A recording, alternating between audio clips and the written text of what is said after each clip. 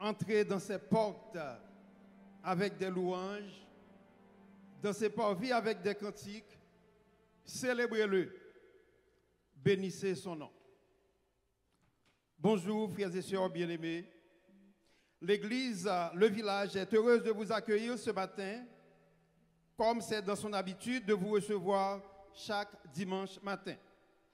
Nous y sommes pour rencontrer Dieu, lui parler, lui faire part de nos soucis, de nos craintes, mais aussi pour faire monter vers son trône nos prières et nos cantiques de remerciement en ce 4e dimanche du mois de mai, marquant la fête des mères chez nous en Haïti. Nous espérons que ce moment sera un moment agréable et béni pour chacun de nous. Prions Dieu, frères et sœurs bien-aimés. Père, nous bénissons ton nom de nous permettre d'être en ta présence ce matin. Nous y sommes pour te témoigner notre reconnaissance pour les bénédictions dont nous sommes les heureux bénéficiaires. Merci, ô Dieu, pour ta bienveillance et ta bénédiction renouvelée à notre égard. Infuse au lever du matin ta faveur au pasteur Valsin. Donne-lui une santé robuste et une sagesse renouvelée dans la conduite du ministère auquel tu l'as appelé. Bénis sa femme Betty et bénis ses collaborateurs médias et immédiats qui sont avec eux dans ta vigne. Jette un regard favorable à chacun de tes enfants ici dans l'assemblée et aussi à ceux et celles qui sont avec nous et qui nous suivent à travers l'Internet. Sois attentif à notre prière. Au nom de ton précieux Jésus. Amen. Bonne adoration, frères et sœurs bien-aimés, et bon dimanche à chacun de vous. Bonne fête des mères. Si vous êtes priés de vous lever, qu'on acclame le Seigneur Jésus très fort en ce lieu. Alléluia, alléluia.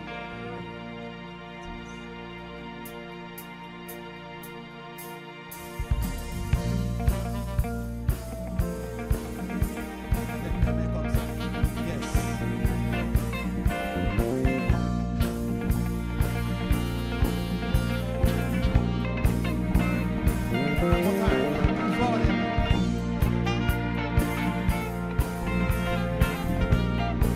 Sing, believe in me.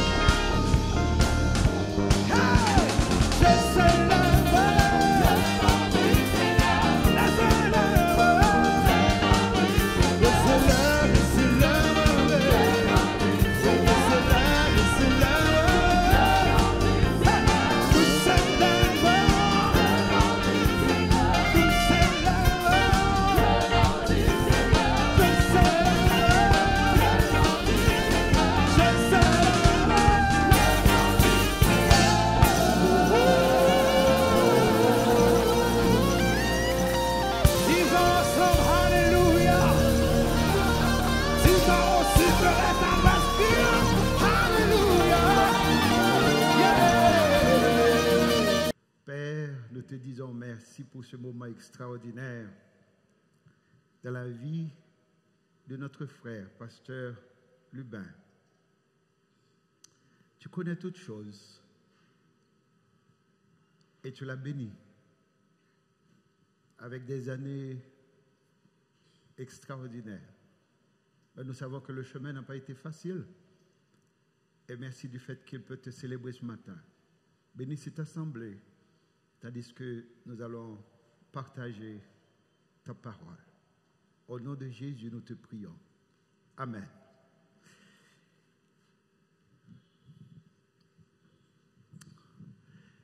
Nous allons continuer avec notre thème « Un chrétien dans un monde réel ».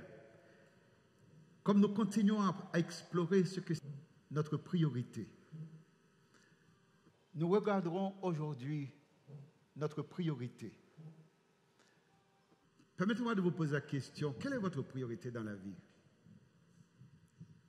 Comme personne, comme chrétien, quelle est donc votre priorité dans la vie? Ou la question, pourquoi est-ce que Dieu vous laisse-t-il dans ce monde? Pourquoi est-ce qu'il vous laisse ici? Qu'est-ce qu'il cherche? Dieu vous laisse ici pour faire connaître son amour aux gens qui vous entourent. Le chrétien donc n'a qu'une passion dans la vie. Il n'a qu'une priorité dans la vie, c'est d'aimer. Aimer, aimer, aimer. Sans cet amour, l'apôtre Paul a dit, ça ne sert à rien même de vivre. Votre priorité, ma priorité, notre priorité, c'est d'aimer. Le monde est un endroit cruel où les gens sont trop concentrés sur eux-mêmes pour remarquer les autres. Lorsque vous êtes quelque part, est-ce que les gens vous voient? Et je sais que vous faites tout pour être vus, mais on ne vous voit pas. Les gens sont concentrés sur eux-mêmes, ils ignorent les autres. Ils cherchent votre attention. Vous cherchez leur attention. Vous ne les voyez pas, ils ne vous voient pas, mais vous vous cherchez l'un l'autre. Dieu veut ouvrir vos yeux pour voir les visages que vous croisez dans les rues. Les gens qui voyagent avec vous dans les tap-tap. Et pourquoi pas ceux qui adorent ici même aujourd'hui avec vous dans cette église. Nous avons même aménagé un coin appelé Connexion pour nous forcer à nous voir, à nous parler. Je me réjouis, ce matin j'étais en connexion, je vois que ça commence à marcher. Les gens sont là, ils sont heureux de se retrouver ensemble, de se célébrer. C'est merveilleux. Juste un mot, juste un sourire, juste un petit geste d'amour peut aider quelqu'un à passer une très bonne journée et ça ne coûte absolument rien. Quelqu'un a dit, et si on veut projeter pour moi, quelqu'un a dit, le christianisme n'est pas une religion de clan, de zone de confort ou d'isolement. Au contraire, c'est une relation personnelle avec Dieu, le Dieu qui nous aime et qui désire nous remplir de son amour pour les autres. C'est ça la foi chrétienne. Vous n'êtes pas ici pour rencontrer vos amis, pour former des clans ou pour vous réfugier dans une zone de confort, mais vous êtes ici pour rencontrer les autres, pour les aimer. Parce que Dieu vous aime, il veut que vous témoigniez cet amour à ceux qui sont autour de vous. Jésus résume la vie du chrétien en un seul mot, amour. Et vous voulez savoir qu'est-ce que c'est? Vous voulez savoir de quoi il s'agit? Chantez ces mots. Célébrer comme nous venons de le faire, c'est extraordinaire. Mais il dit, savez-vous, si nous n'avons pas l'amour, cela ne sert de rien. Si vous n'aimez pas, ça ne sert de rien. On peut avoir la plus belle, la plus grande église, l'adoration la plus extraordinaire, peut-être le pasteur, ce n'est pas mon cas, mais le pasteur le plus éloquent, Dieu dit ça ne sert absolument à rien. C'est du bruit. Comme dirait quelqu'un d'autre, c'est de la bouillie pour les chats. Vous perdez votre temps parce que vous n'aimez pas. Votre priorité dans la vie, c'est d'aimer. Et la question, est-ce que vous aimez? En Matthieu chapitre 22, le verset 37 à 40, Jésus dit, tu aimeras le Seigneur ton Dieu de tout ton cœur, de toute ton âme et de toute ta pensée. Il dit, c'est le premier et le plus grand commandement. Il dit, voici le second. Et ce second ressemble au premier. Tu aimeras ton prochain comme toi-même. Il dit, de ces deux commandements, c'est là que j'ai trouvé qu'il a résumé la vie chrétienne en un seul mot, amour. Il dit, de ces deux commandements dépendent l'Ancien, le Nouveau et toute la Bible. La loi, Moïse, les livres de l'Ancien Testament, les prophètes, les livres prophétiques, et comme le Nouveau Testament n'était pas encore écrit, il dirait, s'il était là, et même le Nouveau Testament, toute la Bible repose sur un mot, amour. Et si vous n'aimez pas, et l'apôtre Jean pose la question, si vous n'aimez pas votre frère que vous voyez, comment pouvez-vous chanter à Dieu de tout votre cœur? Comment pouvez-vous habiller avec vous? Si vous n'aimez pas la personne qui est à côté de vous, qui vit avec vous à la maison, il dit c'est impossible. Et Jean, de conclure, il a dit, celui qui n'aime pas n'a pas connu Dieu. Il n'a pas connu Dieu. Et si vous avez connu Dieu, vous n'avez pas d'autre choix. Vous n'avez d'autre choix que d'aimer. Comme il aime. Et c'est pour cela que l'apôtre Paul enchaîne dans Galates chapitre 5, verset 14. Il dit que toute la loi est accomplie dans une seule parole. Ça veut dire un seul mot. Toute la loi est accomplie. Si vous êtes des adventistes du 7e jour, vous voulez observer la loi, il dit, la loi est accomplie dans un seul mot. Il dit, dans celle-ci, tu aimeras ton prochain comme toi-même. J'aimerais vous dire d'abord que aimer n'est pas une chose naturelle. On n'aime pas naturellement. On n'est pas capable d'aimer naturellement. C'est impossible. Aimer, c'est comme un compte en banque. Vous avez votre compte en banque. Il faut d'abord un dépôt sur votre compte avant de pouvoir faire un retrait. S'il n'y a pas de dépôt, vous ne pouvez pas faire de retrait. Je sais qu'il y a des gens qui travaillent à la banque ici. S'il n'y a pas de dépôt, vous n'avez rien à retirer. Votre compte est vide. Vous êtes dans le rouge. On ne vous donne rien. Vous ne pouvez pas dépenser. Et c'est la même chose. Dieu a fait un dépôt dans votre vie. Il vous a comblé d'amour. La Bible dit, voyez de quel amour le Père nous a témoigné, afin que nous soyons appelés enfants de Dieu. De quelle manière? Dieu prouve son amour envers nous, parce que lorsque nous étions encore des pécheurs, Christ est mort pour nous. Il a fait un dépôt dans votre vie, il a fait un dépôt dans ma vie. Il nous a comblés de son amour et il nous demande maintenant de faire un transfert sur le compte de quelqu'un d'autre.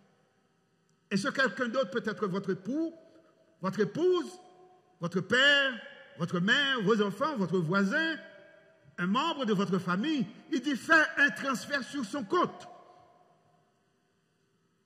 Il vient déposer sur votre compte tout ce dont vous avez besoin. Parce qu'avec Christ, vous avez tout. La Bible dit, vous avez tout en lui. Il dit maintenant, fais un transfert pour quelqu'un d'autre. Et souvent, Dieu va vous ramener cette personne sur votre chemin. Il va mettre cette personne dans votre vie. Il dit, fais un transfert dans la vie de cette personne. Témoigne de l'amour. Peut-être c'est quelqu'un qui travaille chez vous. Peut-être c'est un mendiant que vous rencontrez sur le chemin. Il dit, fais un transfert de votre compte à son compte. Il ne parle pas d'argent. Il ne parle pas d'argent, non plus de nourriture. Mais peut-être ça inclut l'argent, peut-être ça inclut la nourriture. Mais le simple fait de voir la personne et de l'aider à réaliser qu'elle est une personne importante dans la vie, qu'elle a une place, qu'elle a sa place dans la vie, dans le plan de Dieu. Il y a quelqu'un qui l'aime, quelqu'un qui la voit. Avez-vous vu les gens autour de vous? L'amour n'est pas naturel. L'amour est divin. La Bible dit que Dieu est amour. Dieu est amour. Sans Dieu, on ne peut pas aimer. En Jésus-Christ, Dieu a vidé tout son amour sur votre compte. Il vous demande d'aimer les autres avec le même amour dont il vous a aimé. De la même manière qu'il vous a aimé. Et Jésus dit, il n'y a pas de plus grand amour que de donner sa vie pour ses amis. Il y a quelques jours, la mauvaise nouvelle était arrivée. 2 jeunes missionnaires. Cela me touche de près parce que je reçois souvent des jeunes aussi jeunes que ces jeunes missionnaires qui avaient tout un avenir. Le père de la fille était un député aux États-Unis. Quand on est député aux États-Unis, ce n'est pas un petit député en Haïti. Elle avait tout ce qui pouvait faire rêver. Et ce matin, j'ai partagé avec quelques passagers qui étaient avec moi dans la voiture que c'est le monde à l'envers. Les Haïtiens se tuent pour aller chercher l'argent. Voilà 2 jeunes qui ont sacrifié leur vie pour témoigner de l'amour à des enfants que personne ne voit. Qui se soucie de ces enfants? Qui les voit? Ils ont donné leur vie pour ces enfants. Ils ont donné leur vie. Et vous voyez ces gens, parfois, vous dites, ah, mais ils sont là pour nous exploiter, pour nous... Qu'avez-vous à offrir à cette jeune fille, à ces jeunes gens? Avez-vous quelque chose à les offrir? Absolument rien. Et ce matin, quand on en parlait en route, on me parlait de son père, le père de la fille qui pleurait. J'ai dit en même temps qu'il pleure, mais il pleure de joie. Si j'étais à sa place, je serais heureux. Heureux que un de mes enfants donne sa vie pour Jésus-Christ. Que moi-même, que je donne ma vie pour Christ. Il n'y a pas de plus grand amour, plus grand bonheur que de donner sa vie. Amis, voulez-vous sauver votre vie? Jésus dit, si vous voulez sauver votre vie, vous la perdrez. Aimez.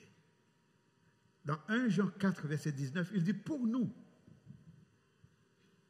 nous l'aimons. Nous aimons qui? Jésus, Dieu.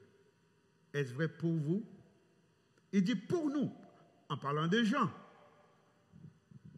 en parlant de moi, ma femme, je connais notre amour pour le Seigneur. En parlant de ces jeunes qui se sont sacrifiés pour des enfants que personne ne voit. Il dit pour nous, nous l'aimons. Nous l'aimons parce qu'il nous a aimés le premier. Si vous n'avez pas connu l'amour de Dieu pour vous personnellement, il est impossible d'aimer les autres. Il est impossible même de vous aimer vous-même. Vous ne connaissez pas votre valeur, vous ne connaissez pas la valeur des autres, vous ne connaissez pas la valeur de la vie. Mais quand vous connaissez l'amour de Dieu, des riches qu'il était, il s'est fait pauvre pour vous, il s'est fait pauvre pour moi, afin que nous fussions enrichis par sa vie. Ah, Dieu nous aime. Il est dit encore 1 Jean 3, verset 16, il dit, nous avons connu l'amour. Comment est-ce que nous avons connu l'amour? Parce qu'il a donné sa vie pour nous. Si vous êtes un croyant ce matin, si vraiment vous êtes un enfant de Dieu, un disciple de Jésus-Christ, en d'autres mots, si vous convertissez tout bon vrai, si vous convertissez, si vous êtes un chrétien, il dit, nous aussi, nous devons donner notre vie pour les frères. Ici, il parle des frères dans la foi. Ça veut dire l'amour dont Dieu réclame de vous.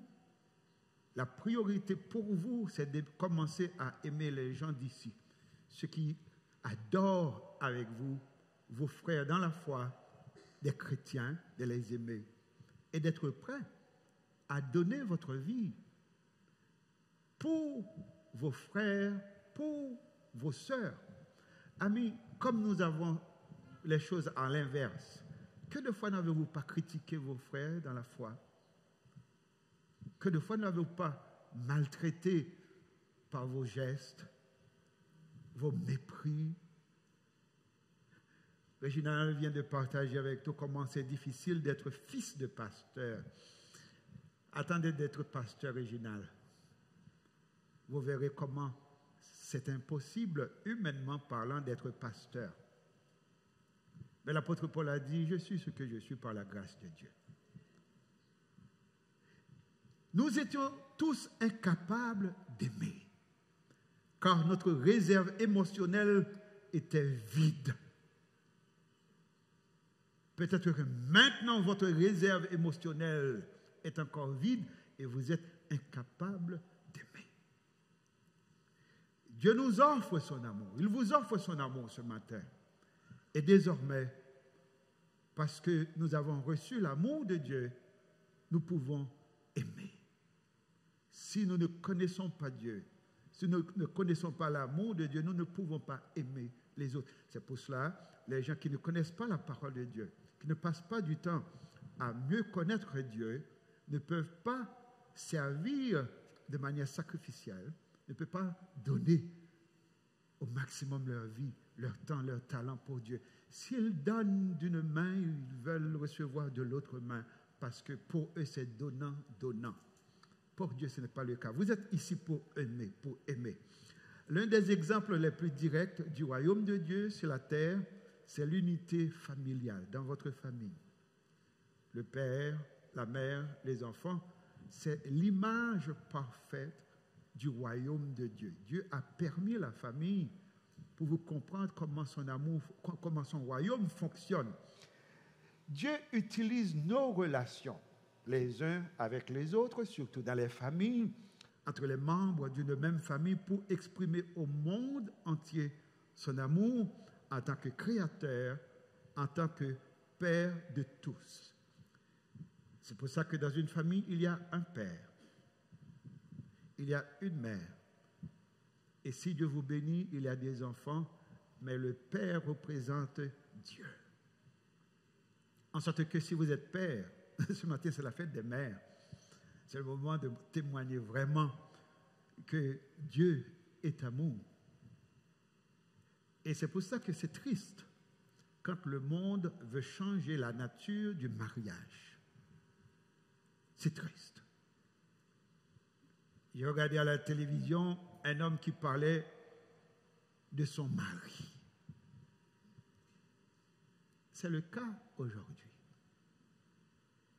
Et l'apôtre Paul l'a dit lui-même dans sa parole que le jour viendra où on prescrira même aux gens de ne pas se marier. Déjà aujourd'hui, c'est la philosophie d'aujourd'hui. On ridicule le mariage. On méprise le mariage. La deuxième chose, non seulement que l'amour n'est pas naturel, mais j'aimerais vous dire que vous n'êtes pas membre de votre famille par erreur. Dieu n'a pas fait d'erreur lorsqu'il vous a placé dans la famille dans laquelle vous êtes maintenant. Dieu sait ce qu'il veut de vous. Il fait choix de la meilleure famille pour vous. Pour la plupart d'entre nous, c'est une vérité difficile à accepter. Vous allez me dire, pasteur,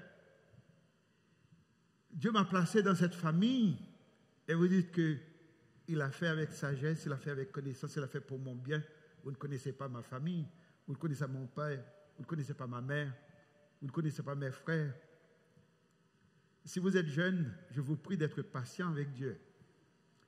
Vous comprendrez un jour pourquoi Dieu a choisi cette famille pour vous. Vous serez d'accord avec moi un jour que c'était la meilleure famille pour vous. J'avais de la difficulté à accepter ma propre famille quand j'étais plus jeune, quand j'étais enfant. Je regardais d'autres familles, des gens qui avaient l'air tellement bien, tellement heureux. Je disais toujours, pourquoi est-ce que je n'étais pas né dans cette famille? Pourquoi est-ce que Dieu m'a donné naissance dans ma famille? J'avais de la difficulté avec ma famille, ma couleur, mon niveau de vie, on n'était pas riche. J'avais la difficulté à accepter cela. J'ai déjà partagé avec vous, mon rêve le plus cher, c'était d'avoir une bicyclette. Toute ma vie, je ne pouvais pas avoir une bicyclette. Quand je suis arrivé au Québec, la première chose que j'ai faite, c'est d'acheter une bicyclette. Pour me venger de la frustration de mon enfance. Et après quelques semaines, par négligence, j'ai oublié de sécuriser cette bicyclette ou le vélo, comme on dit. Un voleur est passé, il l'a emmené. J'ai pleuré comme si j'étais un enfant. Je n'étais pas fier de mes frères, de mes sœurs. Il a fallu du temps pour comprendre et apprendre à m'aimer moi-même et ensuite à aimer mes frères, mes sœurs. Et aujourd'hui, je souhaite que mes parents étaient vivants. Je le souhaite. Parce que maintenant, je comprends pourquoi est-ce que Dieu m'avait placé dans cette famille. Dieu ne fait pas d'erreur. Vous n'aimez peut-être pas votre famille. Mais regardez ce que David a dit. Juste pour illustrer le fait que Dieu ne fait pas d'erreur en vous plaçant dans la famille là où vous êtes, là où vous avez grandi. Regardez dans le psaume 139, le verset 13, ce que David a dit. Il dit, c'est toi qui m'as tissé dans le sein de ma mère. Pour que Dieu aille dans le sein de ta mère et qu'il vous tisse, c'est qu'il a choisi cette mère d'abord. Pendant toute éternité, il a choisi votre mère. Vous n'êtes pas un accident dans sa vie. Non plus, elle n'est pas un accident dans votre vie. Dieu a choisi cette femme pour être votre mère. Vous feriez mieux de l'aimer parce que Dieu a un plan. Il dit, tu as tissé dans le sein de ma mère. Il dit, je te loue. Est-ce que je suis une créature si merveilleuse? Il ne l'a pas écrit quand il était jeune. Je ne connais aucun adolescent qui va se trouver une créature merveilleuse. Un enfant, oui. Un adulte, après beaucoup d'expérience, oui. Mais un jeune dans l'adolescence, non. Et merveilleuse. Dieu n'a pas fait à convaincre les jeunes que vous êtes une créature merveilleuse. Dieu n'a pas fait d'erreur. Il a pris du temps pour vous tisser, pour vous façonner. Il l'a fait avec soin, avec amour. Il l'a fait de manière spéciale, en sorte que vous soyez une personne spéciale. Il dit, tes œuvres sont admirables. Il n'avait pas de miroir pour se regarder. David, peut-être qu'il n'avait pas. Mais il s'est regardé. Il a dit, tes œuvres sont admirables et mon âme le reconnaît bien. Parce que Dieu ne fait pas d'erreur et vous n'êtes pas un accident. Il dit, quand je n'étais qu'une masse informe, tes yeux me voyaient. Avant même votre... Dieu vous a vu. Il a supervisé votre croissance dans le sein de votre mère. pour que tout se passe comme lui, il a voulu. Que vous ayez la largeur de vos yeux selon le plan de Dieu. La couleur de votre peau selon le plan de Dieu. Et même tes dents soient arrangées selon le plan de Dieu. En sorte que votre sourire, peu importe la forme de la bouche, mais c'est le plan de Dieu pour votre sourire. Il dit, tes yeux me voyaient, et sur ton livre étaient tous inscrits les jours qui m'étaient destinés avant qu'aucun d'eux n'existe. Dieu n'a pas fait d'erreur. Dieu n'a pas fait d'erreur. Vous êtes une créature merveilleuse, extraordinaire. Il y a des gens qui ne s'aiment pas, qui mangent et qui mangent parce qu'ils ne s'aiment pas. Ça ne va pas vous aider. Vous feriez mieux de connaître la parole de Dieu, de savoir que Dieu n'a pas fait d'erreur. Il a fait une créature extraordinaire. Et quand vous réalisez cela, ça change tout. Non seulement que Dieu n'a pas fait d'erreur, Dieu connaît toutes les folies dans votre famille. Là où Dieu vous a placé, il connaît les folies de vos frères, de vos sœurs, de vos parents, même les erreurs qu'ils vont commettre dans votre vie. Dieu connaît tout ça. Il sait. Il vous a placé quand même dans cette famille. Mais il sait leurs folies. Et malgré tout, il vous demande de les aimer, d'honorer ce papa que vous n'êtes pas capable d'aimer. Cette maman, il dit, honore ton père et ta mère. Aimez vos parents. Aimez vos proches. C'est ce qu'il dit, ça c'est l'évangile. Aimez. Nous avons tous des situations embarrassantes dans nos familles. Tout n'est pas rose dans nos familles. Il y a des histoires dans chaque famille, des histoires embarrassantes, des choses qu'on n'aimerait pas que les autres sachent. Dieu utilise nos familles pour nous façonner, pour nous développer, pour faire de nous ce qu'il veut que nous soyons. Un outil dans ses mains pour faire sa volonté. Un exemple de famille dysfonctionnelle, c'est celle de Jacob, la famille de Jacob. Vous connaissez la famille de Jacob? Permettez-moi de partager avec vous quelques informations sur la famille de Jacob. Jacob dans la Bible, que plus tard Dieu appelait Israël. Ruben, le premier-né, il était un pervers. Ruben était pervers. Sa femme avait une concubine, son père avait une concubine, la servante de Rachel. Ruben est allé coucher avec la concubine de son père. Pouvez-vous imaginer une telle famille dysfonctionnelle? Et pour cela, il a perdu son droit d'aînesse. C'est pour ça que Joseph est devenu celui qui a le droit d'aînesse, parce que Ruben a souillé le lit de son père. Que dire de Judas? Judas était immoral. Il est allé chez les prostituées. Il était corrompu, Judas.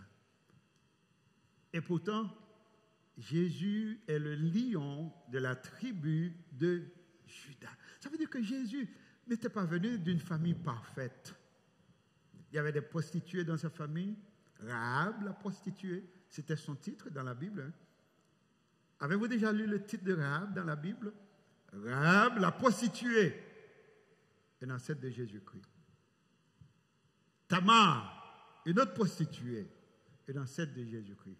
Bathsheba, celle qui a fait tomber David, ancêtre de Jésus-Christ. Vous vous plaignez de votre famille? Regardez la famille de Jésus-Christ. Vous feriez mieux d'aimer votre famille. Et pourtant, de cette famille, Dieu a placé un homme qui s'appelle Joseph. Il y a des moments où Joseph devait se demander, Dieu, penses-tu que tu n'as pas fait une erreur de me placer parmi ces hommes-là? Judas, Ruben, Siméon, ce n'étaient pas des anges. Mais Joseph était leur frère. Ils ont vendu Joseph. Ça a pris du temps à Joseph pour apprendre à accepter sa famille et à la fin de sa vie, il les a pardonnés parce qu'il a dit, vous n'êtes pas Dieu. Vous n'êtes pas Dieu. Ce que vous avez l'intention de faire pour le mal, Dieu avait un autre plan.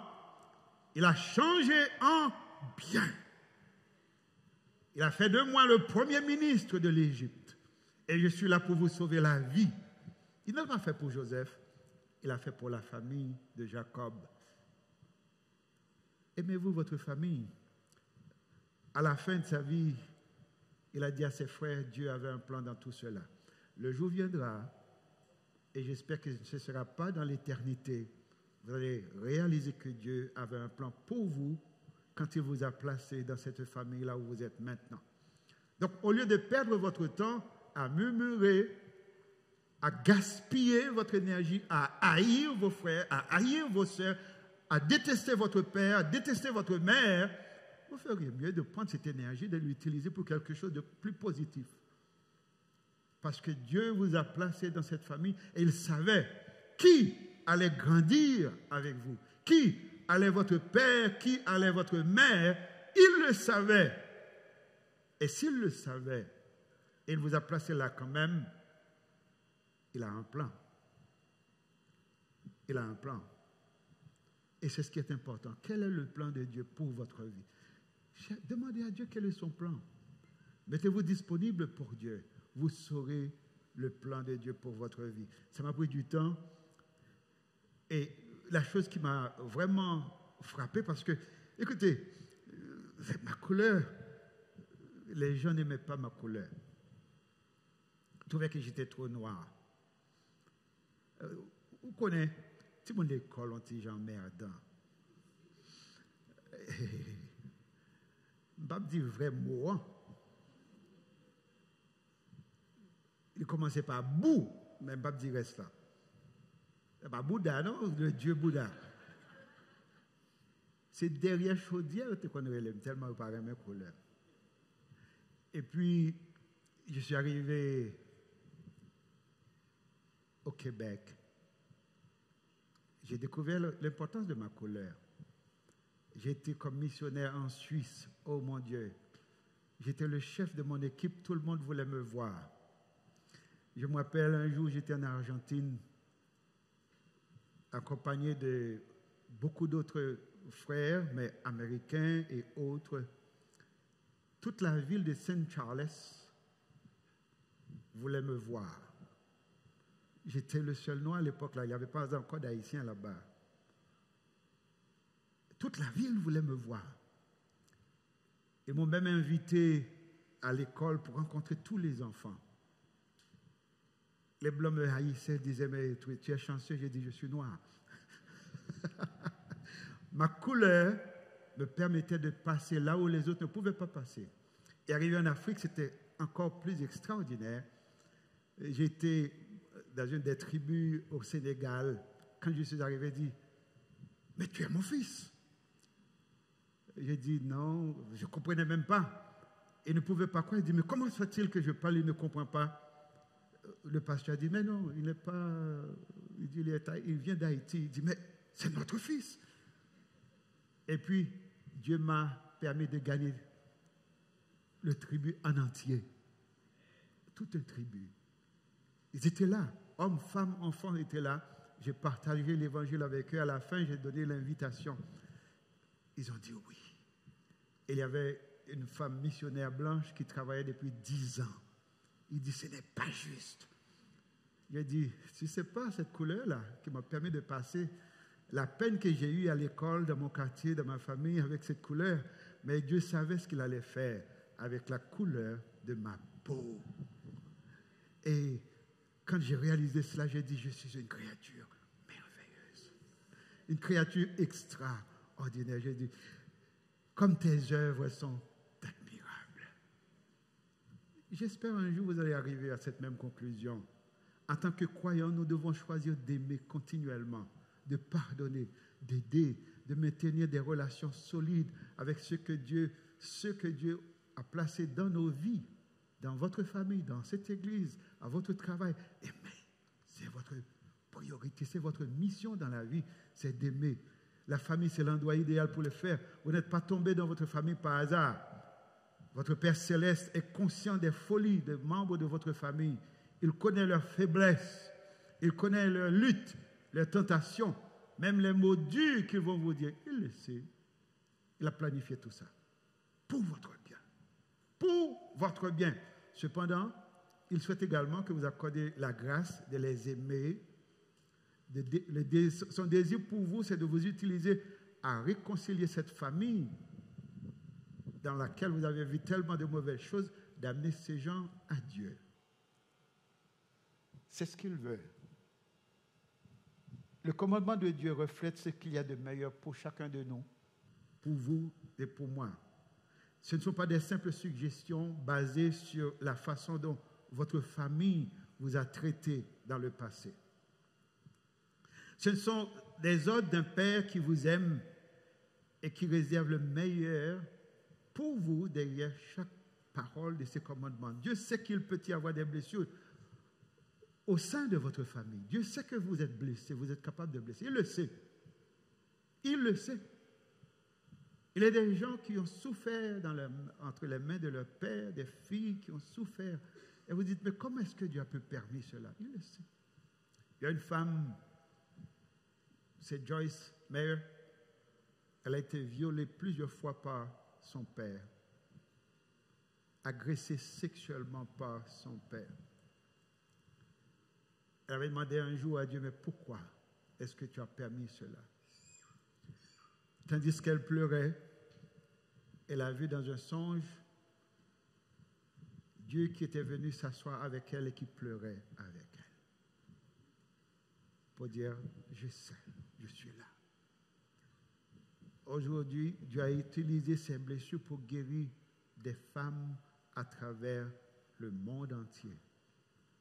Elle partage l'amour, l'espoir, la parole de Dieu. Donc, Dieu vous invite à aimer. Il veut vous accorder le courage, la force, la puissance et la grâce pour le faire. Son désir, c'est de vous aider à aimer les personnes qui vous entourent. Donc, un chrétien dans un monde réel, votre première priorité, c'est d'aimer. L'amour est votre priorité absolue dans le monde. Votre amour est le reflet de l'amour de Dieu. Vous aimez parce que Dieu vous aime. Il vous a témoigné de l'amour. Donc, soyez patients les uns envers les autres, nous dit la parole de Dieu. Priez constamment quand vous avez le désir de haïr, de rejeter. Priez, demandez à Dieu la grâce, sa force. Pardonnez-vous. Il faut apprendre à se pardonner. Il faut se pardonner. Dans une famille, on se pardonne. Dans une église, on se pardonne. Aimez comme votre Seigneur Jésus vous a aimé. Aimez sincèrement, aimez passionnément et aimez fidèlement. La Bible nous demande d'honorer nos parents. Honorer veut dire reconnaître l'autorité et reconnaître la valeur. Quand Dieu vous demande d'aimer une personne, il vous demande de reconnaître la valeur de cette personne. Aujourd'hui, c'est la fête des mères. Nous allons prendre le temps à la fin pour célébrer les mères, honorer les mères de l'Assemblée. Vous êtes un chrétien dans ce monde. Votre priorité, c'est d'aimer. Alors je vous exhorte ce matin, allez et aimez comme Dieu vous aime. Si vous n'avez pas encore connu l'amour de Dieu, je vous invite à accepter cet amour. La Bible dit, Dieu prouve son amour envers nous. Parce que lorsque nous étions encore des pécheurs, Christ est mort pour nous. Christ a donné sa vie pour vous. Et ces jeunes sont morts pour dire à ses enfants dans l'orphelinat, Dieu vous aime, il a donné sa vie pour vous. Nous aussi, nous sommes prêts à donner notre vie pour vous. Ma femme et moi, nous sommes prêts à donner notre vie pour vous aider à comprendre l'amour de Dieu. Que Dieu vous aime. Aimez comme Dieu vous aime. Et si vous n'avez pas connu cet amour, demandez à Dieu de manifester dans votre vie l'amour de Christ afin de vous apprendre à aimer comme il vous a aimé. Merci, que Dieu vous bénisse. Vous êtes priés de vous lever.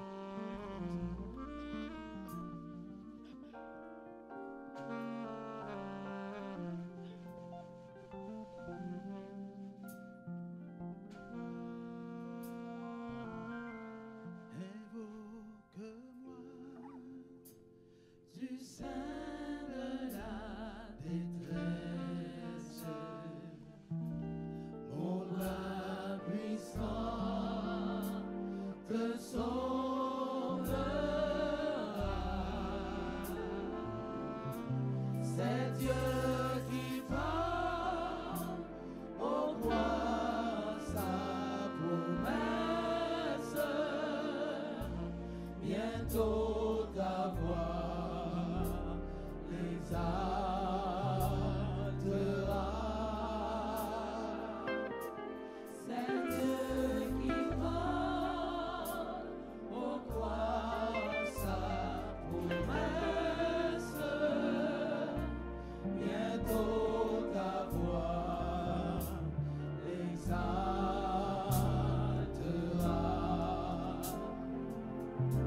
Si tout est sombre, oh, ne perds pas courage, ne doute pas du Dieu vivant. Même au milieu des fureurs de l'orage, le cœur fait